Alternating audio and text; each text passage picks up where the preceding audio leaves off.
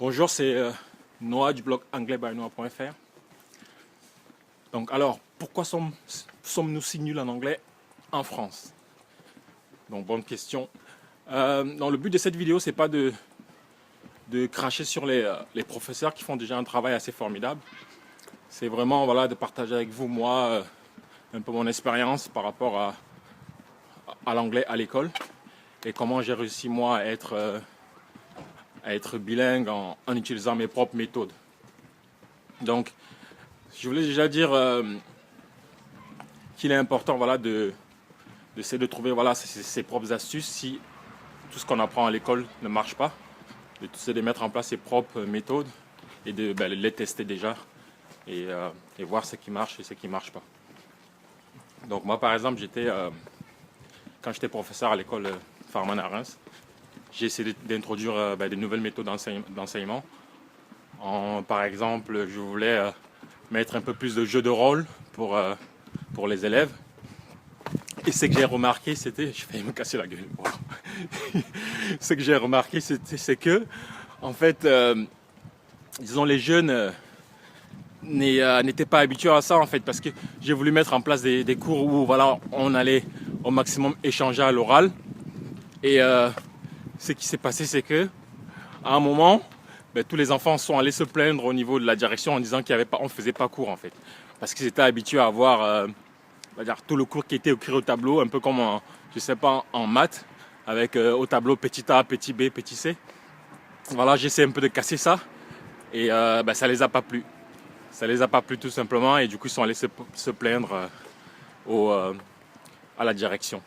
Donc c'est pour dire que à l'école, c'est beaucoup de grammaire, on passe le temps à faire de la grammaire, à faire des exercices, alors que c'est pas, même si la grammaire on en a besoin pour parler, mais on n'utilise pas assez les choses dont on en a besoin dans la vie quotidienne.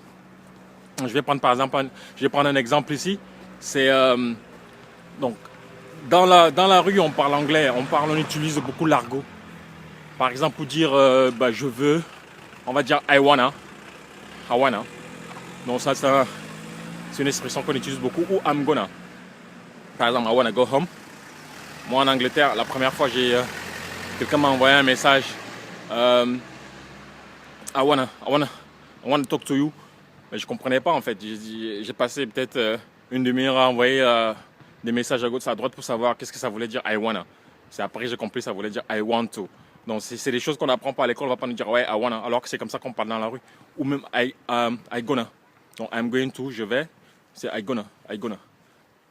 Voilà, c'est des choses que on devrait peut-être plus mettre en place à l'école, des situations où on utilise des expressions de la rue, parce que en fait au final quand on arrive dans la rue, les gens ils parlent d'une certaine façon, et même quand on regarde un film en anglais, les gens parlent d'une certaine façon, ils utilisent beaucoup l'argot. Donc c'est vraiment important peut-être à l'école de commencer à apprendre ces situations là. Donc voilà, et peut-être introduire plus des jeux de rôle entre les élèves, faire des petits groupes et faire des jeux de rôle. Et pour ça, avec peut-être des thèmes et des sujets, c'est des choses qui vont intéresser les enfants. Et pour ça, je pense ils auront envie d'apprendre, ils pourront progresser parce que ça va les plaire en fait. Donc voilà. Donc c'est un peu moi mon retour par rapport à ça.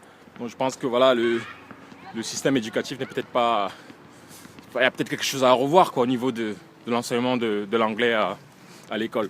Parce que quand on regarde par exemple, qu'on prend l'exemple avec les autres pays européens, je sais pas, les Suédois au même âge, en terminale, ils parlent couramment anglais, la majorité, en tout cas ceux que j'ai rencontrés, ils sont complètement bilingues, les Suédois, que ce soit les Suédois, les Allemands ou même les Hollandais. J'en ai rencontré plein et ils échangent en anglais sans beaucoup de difficultés. Donc voilà, c'est peut-être à réfléchir, je sais pas. Donc voilà, mais c'est un peu mon retour sur ça en fait, sur le fait que on est peut-être nul en langue là, en France. Donc voilà, c'est tout ce que j'avais à dire sur cette vidéo.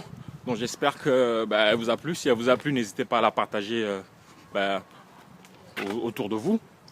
Et aussi n'hésitez pas à aller en dessous de la vidéo, télécharger mon guide des astuces à mettre en place pour apprendre l'anglais en s'amusant. Donc voilà, ok, speak soon, goodbye, take care.